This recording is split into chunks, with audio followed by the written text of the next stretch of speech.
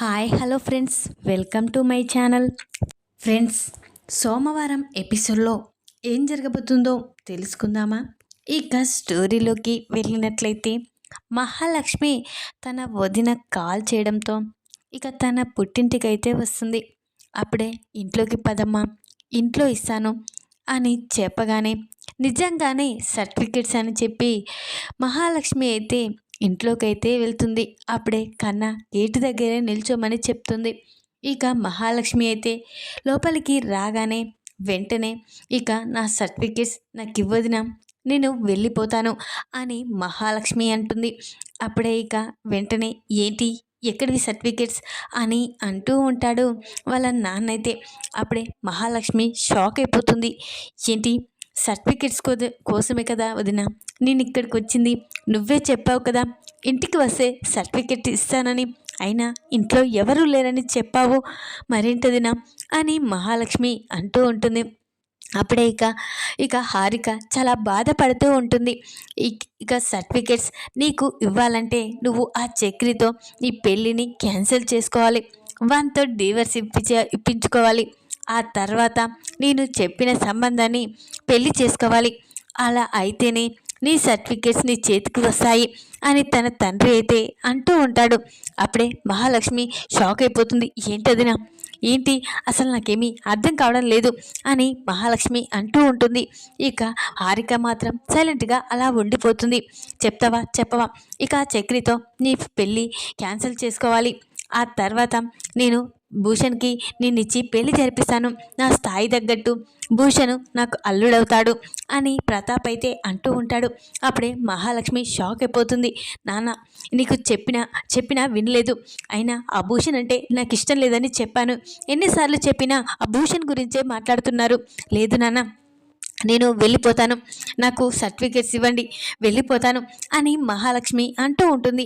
అప్పుడే ప్రతాప్, లేదు, నువ్వు ఆ చక్రితో పెళ్ళి క్యాన్సిల్ చేసుకొని ఇక్కడే ఉండిపోవాలి, అలా అయితేనే ఈ సర్టిఫికెట్స్ నీ చేతికి వస్తాయి అని ప్రతాప్ అనగానే, లేదు, నా సర్టిఫికెట్స్ నాకు ఇవ్వండి, నేను ఇక్కడ ఉండలేను, నేను ఆ భూషణ్ని పెళ్లి చేసుకోను, నేను ఆ ఇంట్లోనే సంతోషంగా ఉన్నాను, ఇక ఆ కుటుంబంతో నేను సంతోషంగా ఉంటాను, నా సర్టిఫికెట్స్ నాకు ఇవ్వండి నాన్న, వెళ్ళిపోతాను అని మహాలక్ష్మి అయితే అరుస్తూ ఉంటుంది.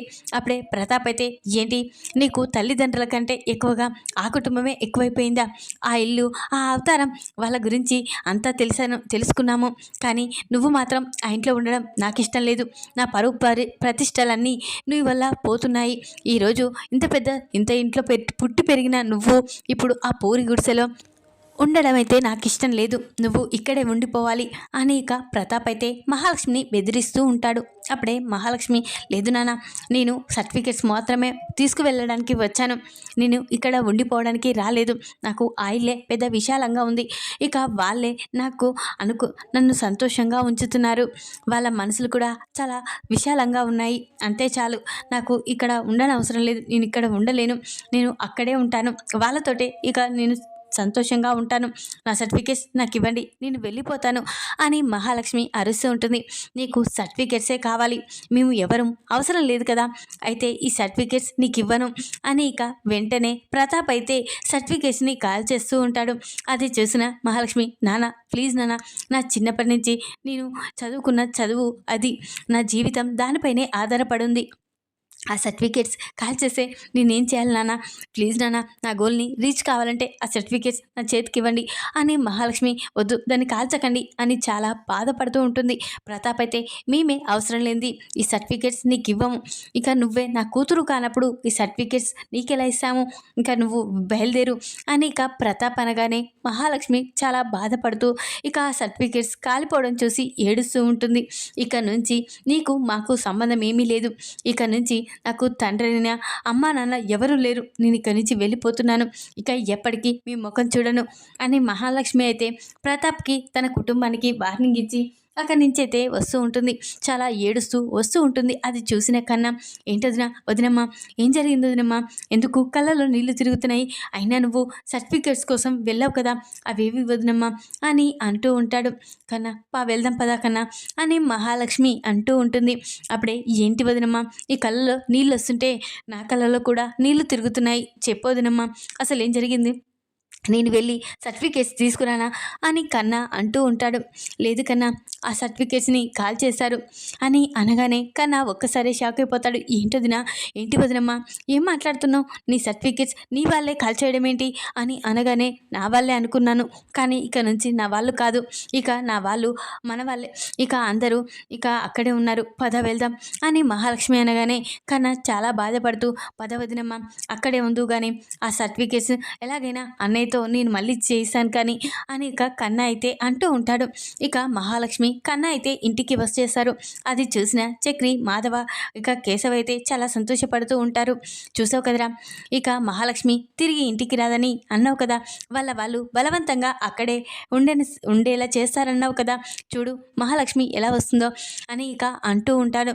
అప్పుడే అయినా అన్నయ్య, మహాలక్ష్మి సర్టిఫికేట్స్ కోసం కదా వెళ్ళింది, కానీ చేతిలో ఏమీ లేవేంటన్నయ్య అని చక్రి అంటూ ఉంటాడు.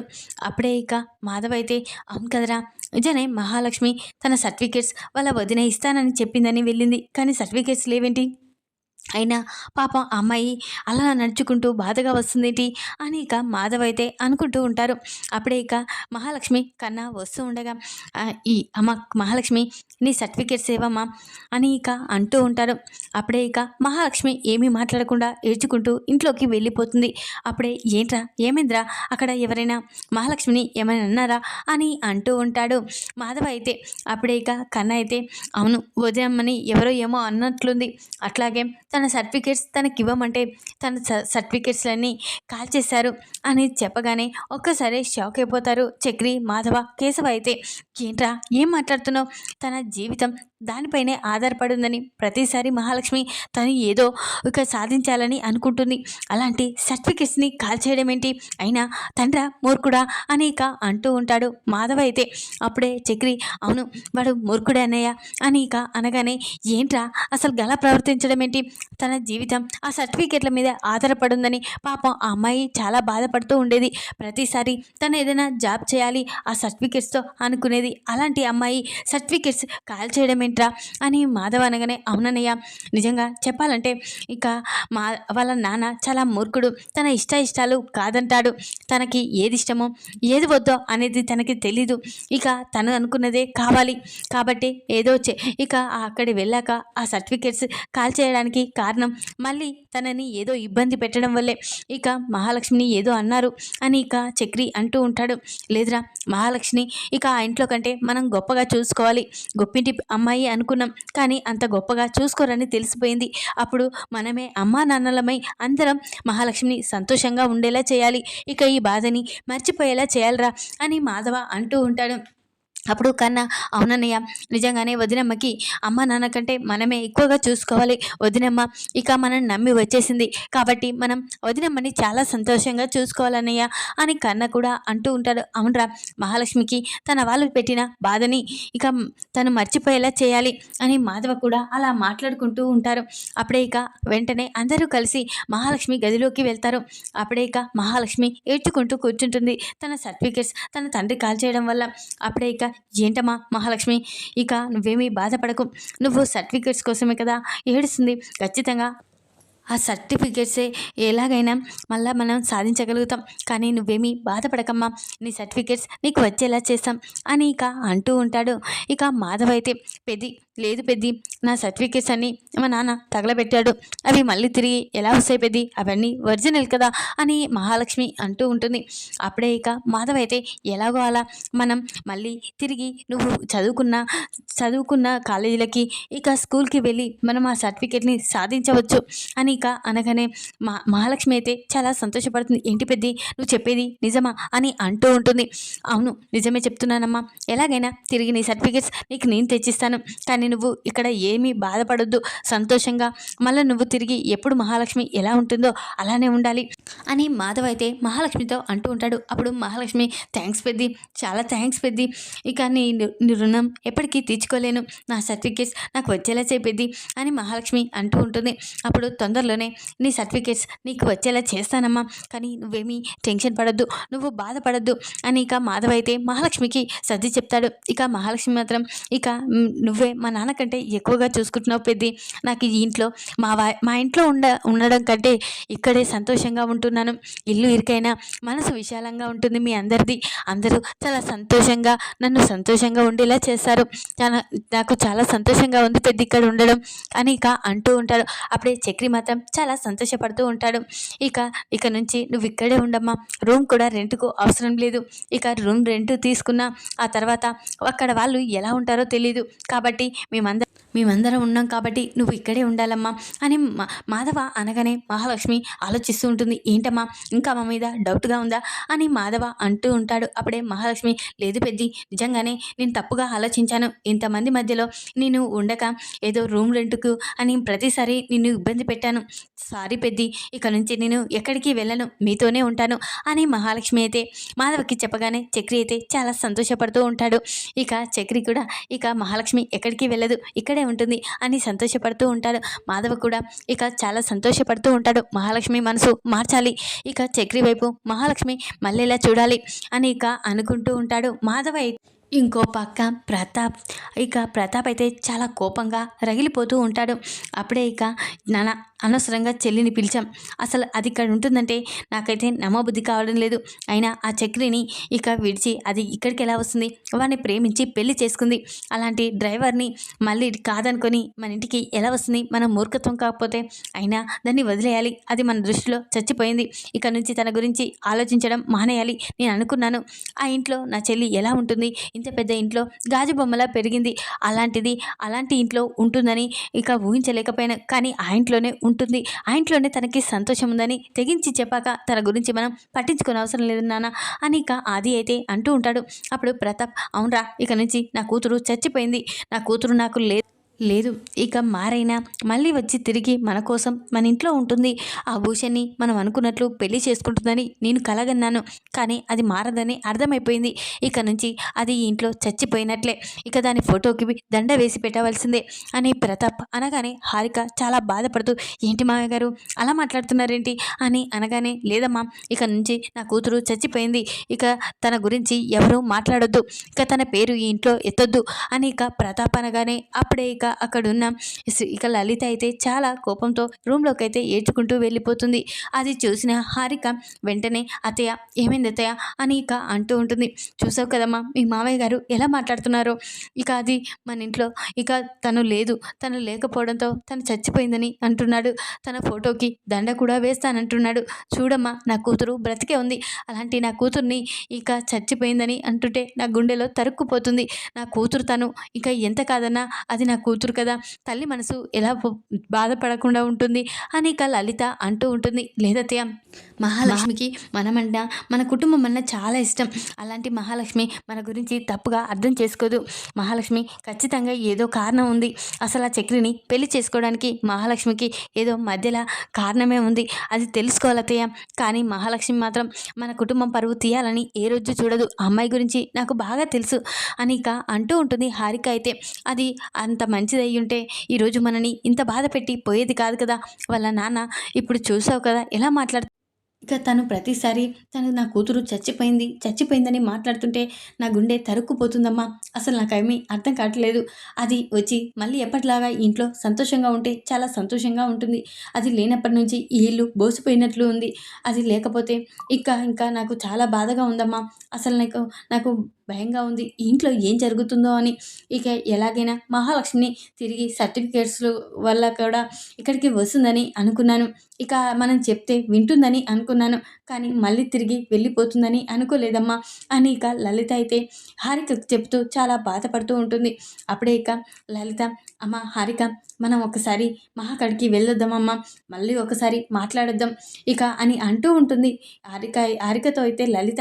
అప్పుడే హారిక అతయ్య మామయ్య గారికి మనం అక్కడికి వెళ్ళామని తెలిస్తే మామయ్య గారు మనని ఏం చేశారో, ఇప్పుడు తను చాలా కోపంగా ఉన్నారు అని ఇక అనగానే లేదమ్మా మీ మామయ్య గారికి తెలియకుండా గుడికి వెళ్ళినట్టు వెళ్ళి మహాలక్ష్మి దగ్గరికి వెళ్దాం, అది ఆ ఇంట్లో ఎలా ఉంటుంది, నాకైతే ఆ ఇంట్లో ఎలా ఉంటుందో అని చాలా భయంగా ఉంది అని వెంటనే తనని ఎలాగైనా ఒప్పించి ఇంటికి తీసుకువద్దామమ్మా అని ఇక అంటూ ఉంటుంది లలిత అయితే. అప్పుడే హారిక సరే అత్తమ్మా ఖచ్చితంగా వెళ్దాం అని ఇక అనగానే ముందుగా రెడీ అవ్వు, ఇక గుడికని చెప్పి వెళ్దాం అని ఇక చెప్తూ ఉంటుంది లలిత అయితే. అలాగా ఇక లలిత హారిక ఇద్దరు రెడీ అయ్యి ఇంట్లో గుడికని చెప్పి ఇక బయలుదేరితే వస్తూ ఉంటారు. అప్పుడే దారిలో ఇక నారాయణ అనే ఈ వాళ్ళ ఇల్లు ఎక్కడ చక్రి డ్రైవర్ అని అనగానే ఇగో అదిగో అదే ఇల్లు అని చెప్పగానే ఒక్కసారే షాక్ అయిపోతుంది లలిత అయితే. ఇదేంటి ఇలాంటి ఇంట్లో నా కూతురు ఉంటుందా అని ఇక లలిత చాలా బాధపడుతూ ఉంటుంది. చూడమ్మా ఆ ఇల్లే అలా ఉంది, అలాంటిది నా కూతురు ఆ ఇంట్లో ఎలా ఉంటుంది అని ఇక చాలా బాధపడుతూ ఉంటుంది. అప్పుడే హారిక ఇక తొందరలోనే మనం మహాలక్ష్మి మన ఇంటికి తీసుకువెళ్దాం కానీ ఏమీ బాధపడకతయ్య అని అంటూ ఉంటుంది హారిక అయితే. అప్పుడే ఇక పదతయ్య వెళ్దాం అని ఇక అంటూ హారిక లలిత ఇద్దరూ కలిసి ఇక నారాయణ ఇంటికైతే వస్తారు. అప్పుడే ఇక అమ్మ మహాలక్ష్మి అని అంటూ ఉంటుంది లలిత అయితే. ఆ మాట విన్నా ఆ మహాలక్ష్మి అయితే ఒక్కసారే షాక్ అయి ఇక అమ్మ వయసులో ఉంది అని ఇక పరిగెత్తుకుంటూ వస్తుంటుంది. అమ్మ అని హక్ చేసుకుంటుంది. చేసావు కదమ్మా, ఈ ఇల్లు చూడు ఎలా ఉందో, ఇలాంటి ఇంట్లో నువ్వెలా ఉంటున్నావమ్మా, పద వెళ్దాం, మన ఇంటికి వెళ్దాం. మీ నాన్న అలా చేసినందుకు నేను ఎలాగైనా క్షమాపణ చెప్పేలా నేను చేశాను. నీ సర్టిఫికెట్స్ మళ్ళీ తిరిగి చేయించేలా నేను చేశాను. పదమ్మా మన ఇంటికి వెళ్దాం పదమ్మా. నువ్వు ఇంట్లో ఉంటే నేను చూడలేకపోతున్నాను. ఇలాంటి ఇంట్లో నేను ఊహించుకోలేదు నిన్ను అని లలిత ఏడుస్తూ ఉంటుంది. అప్పుడే ఇక లేదమ్మా, ఇక నేను ఎక్కడికి రాను, ఎప్పటికీ నేను ఈ ఇంట్లోనే ఉంటాను అని చెప్పగానే లేదమ్మా, ఈ ఇంట్లో వాళ్ళు చూడు ఎలా ఉన్నారో, ఒక్కొక్కరు రౌడీలా ఉన్నారు. ఇలాంటి ఇంట్లో నువ్వు ఉండడం ఏంటి, నాకు నచ్చడం లేదు. పద వెళ్దాం, మీ నాన్న ఏదో తప్పుగా మాట్లాడాడు, ఇక తనని క్షమించి పదమ్మ మన ఇంటికి వెళ్దాం అని ఇక అంటూ ఉంటుంది లలిత అయితే. అప్పుడే ఇక నేను ఎక్కడికి రానమ్మా, నేను ఇక్కడే ఉంటాను, నేను ఇక్కడే సంతోషంగా ఉన్నాను, ఇక్కడే సంతోషంగా ఉంటాను కూడా, ఇక ఎక్కడికి రాను అని ఇక అంటూ ఉంటాను. ఇక అప్పుడే మాధవ అయితే చాలా బాధపడుతూ ఇక అమ్మాయి ఇక్కడే ఉంటానంటుంది కదా అని అంటూ ఉంటాడు.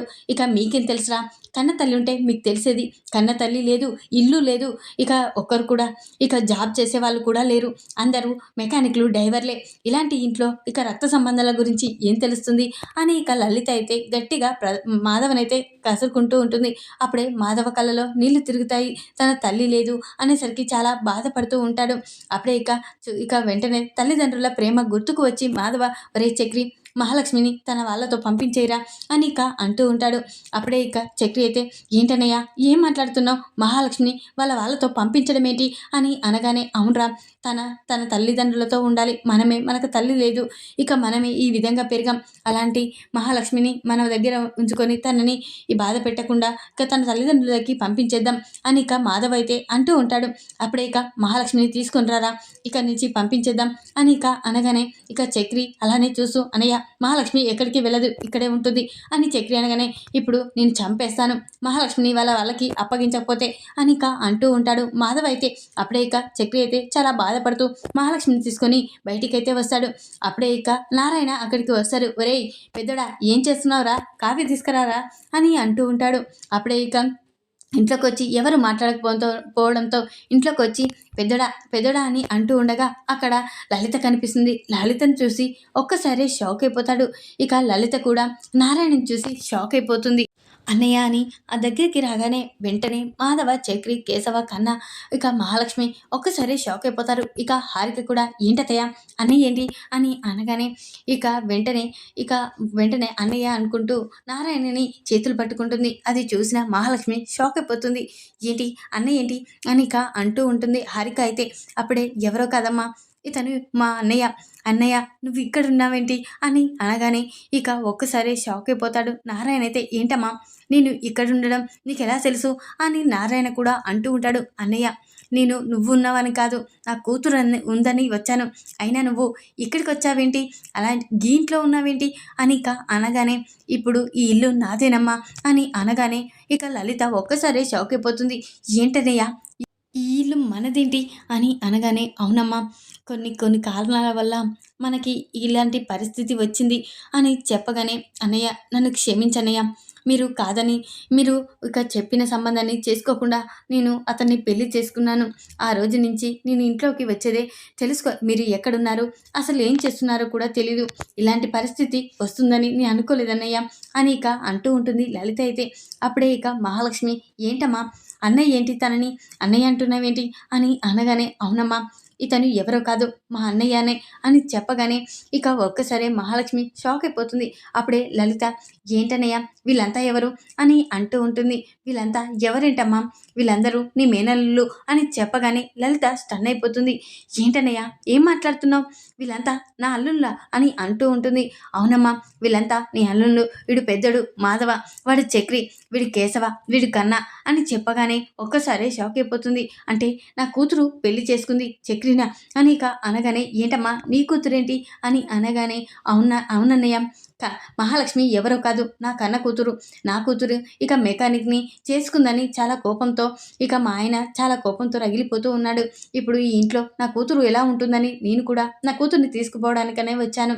కానీ ఈ ఇల్లు నా అన్నయ్యదని తెలుసుకోలేకపోయాను. నన్ను క్షమించనయ్యా. ఈ ఇల్లుని చూసి ఇక వీళ్ళని చూసి నేను చాలా బాధపడ్డాను. అయినా వదిన ఆ రోజు చనిపోయింది. ఇక అప్పటి నుంచి నేను ఇంట్లో అడుగు కూడా పెట్టలేదు. ఇక నేను అనుకోని పరిస్థితులలో పెళ్లి చేసుకొని వెళ్ళవలసి వచ్చింది. ఇక వదిన చనిపోయినప్పుడు కూడా నేను రాలేకపోయాను. అందుకే వీళ్ళంతా ఎవరో నాకు తెలియదన్నయ్య, నన్ను క్షమించనయ్య.